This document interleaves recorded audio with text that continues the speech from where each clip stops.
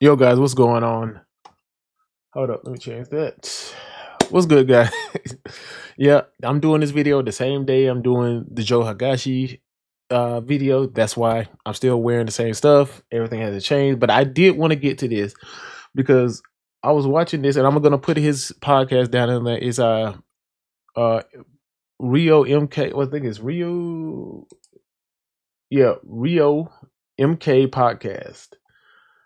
Go over there if you're an MK player. It's actually a really good podcast, interesting conversations. Yeah, you have Rio, you have Tom Brady. Sometimes you have Burrito Voorhees, you have M2 Dave, which take him or leave him. He is a Mortal Kombat player, but they had a guest on there. I kind of want to talk on some of the things he was talking, especially when he touches on a lot of Street Fighter stuff. Which I'm kind of like, he is extremely off base with it.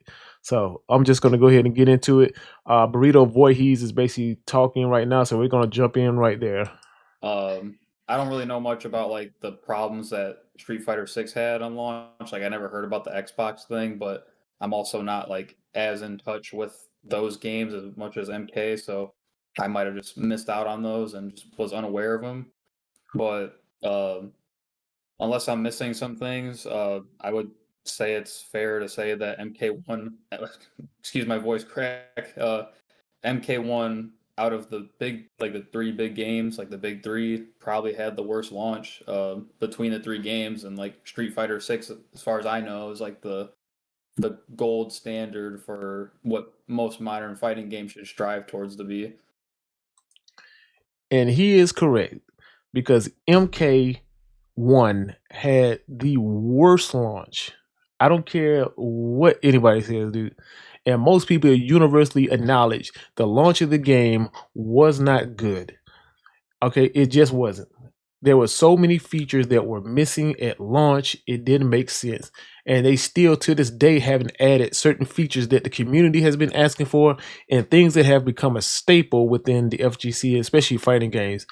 And the biggest thing, which to me is the fact that you cannot go into training mode and search for a rank match. You have to sit at a screen and just watch the little thing spin and then it makes its move.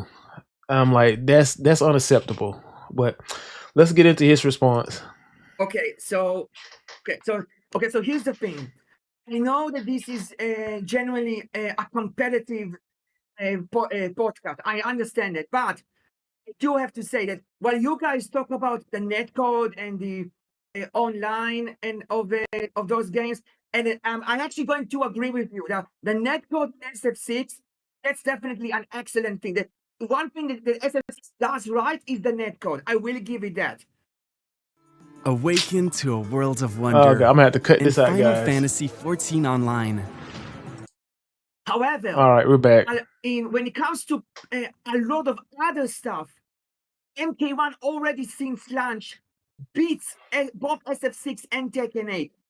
And like I said, I am much more of a single player guy, and as someone that played single player in fighting games since for most of my life, even I can confirm to you that when it comes to the single player content, MK1 not only beats SF6, but it's the only fighting game so far that actually take the single player content into the future and moving it forward. Well, all SF6 really did with content is to getting the quantity of modes to match this of NRS/WB games, but when it comes to the quality and the replay value, it's extremely outdated. Bro, I know this dude did not just say MK1 has more single player content than Street Fighter and or Tekken. MK1's basically has one story mode, one expansion, and then what is it? Invasions. That's it. And the main body of the main body of MK1 is invasions. And everybody pretty much has agreed that they do not like invasions. and he says it has a wealth of content. They've been recycling the same seasons for I don't even know how long, dude. I've seen the Sub-Zero season come up more than once. They've rotated those seasons over and over again, dude. Street Fighter is literally constantly adding content to the game. Constantly. Even though we had a big drought where they really weren't doing like costume 4s or 3s or whatever, when it came to like the single player stuff, like they were constantly adding stuff to that game. And even on top of that, they were still fixing the game whenever problems popped up in it. So I don't have any idea what he's talking about when he's talking about Mortal Kombat has all this content, because I'm just not seeing it. But maybe he'll explain it to us. And if we talk about online, well, the netcode is also good. And Frank, you mentioned ranked mode in Tekken 8. I can tell you that in even without playing SF6, SF6 has the worst ranked mode I've ever seen in any fighting game. Because I don't know if you guys know or remember, but SF6 has this system of qualifying matches that when you pick in a character for the first time, you can choose whatever rank you feel like you can enter, and then you have to play 10 qualifying matches, and depending on your performance, it will set the game will decide in which rank you go. So you can actually skip multiple ranks.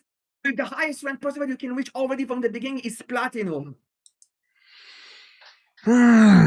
Okay, that is one of the main things I wanted to touch on with his statement, that basically you can choose what rank you want. No, it asks you, are you a beginner, you're an intermediate, or are you an experienced player?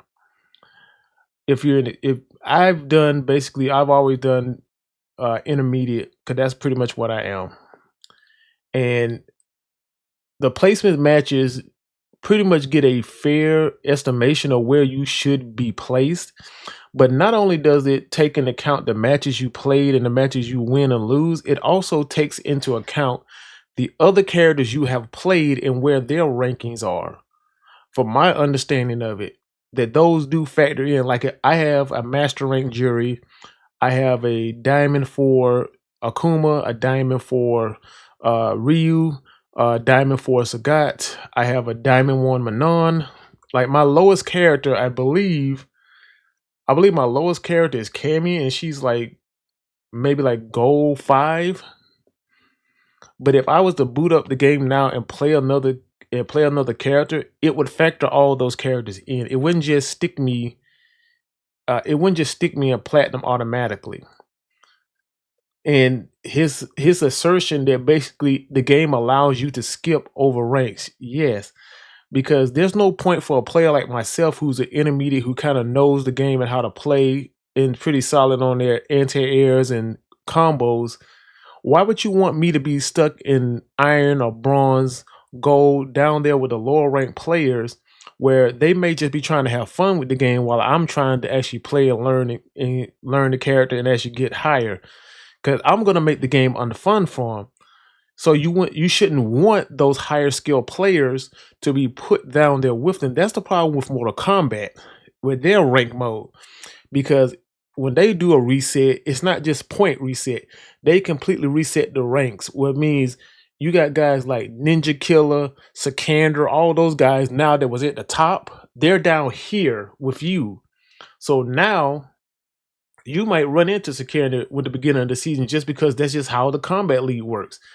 So it's not fun for a player to come in and face one of those kind of players and just gets beat to death. That's not fun or interesting for that player. And it's one of the reasons they could probably cause that player to quit.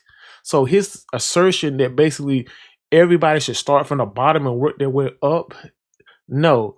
The ranking system places you pretty much where you should be. If you're in a position where you shouldn't be at, guess what? You're going to lose a bunch of matches and then you're going to drop down into the next ranks. It always works itself out. Now, yes, do you have one and dones? Yes, you have one and done. That's always going to happen. You're going to have those people that feel like I should want it done you because I've seen it on TikTok. I don't deserve to give you a run back because the name of the game is to get points and keep going up the ranks. That's a lot of people's mentality. That's where you have, to me, you have some inflation with some people's ranks. But for his assertion that basically we all should just start at the bottom and work our way up, I don't agree with that. And because of this, it created so much inflation in rank in SF6 already on month 1 that right now, when we are 2 years for the launch of SF6 Plus, and over 50% of the players are just in Master and Platinum, not even. I'm 100% sure. I'm going to say this is factual. He is incorrect. The majority, the 50% of the player base is not in Master Rank. You can look at charts, dude. And if I can find one, I'll put it up here that you guys see. Master Rank, I think, is only like 14% of the player base. And I think the next highest is probably Platinum. Like around Platinum 1, 2, and 3. That's where the highest accumulation. I think Diamond is like 30-some%. But like even once you start going lower in the ranks, you start seeing higher and higher percentages of players in those ranks than you see in the higher ranks. So his assertion that 50% of the player base is in Master Rank is patently false. Diamond, just Platinum and Master Rank alone already have more than 50% of the players, and this is clearly not how ranked system in a fighting game should work. So the netcode is awesome, yes. The ranked mode is absolute trash. I'm gonna let this play out there because I want to go ahead and get this out the way. I'm sorry, man. I'm not gonna do a long video on this. I just want to touch on those two things. Like, he is basically speaking out his ass because later on in the podcast, he does admit that he doesn't even own Street Fighter 6 or Tekken 8. He doesn't even play them. He doesn't even own them. But yet he's speaking on them as if he is an authority on Street Fighter or Tekken, but you don't play them. Like, he plays Mortal Kombat and he plays for what he said was the story mode, and he plays for invasions. He doesn't really play rank like that. So he's a single player person. He said, I am a single player game person.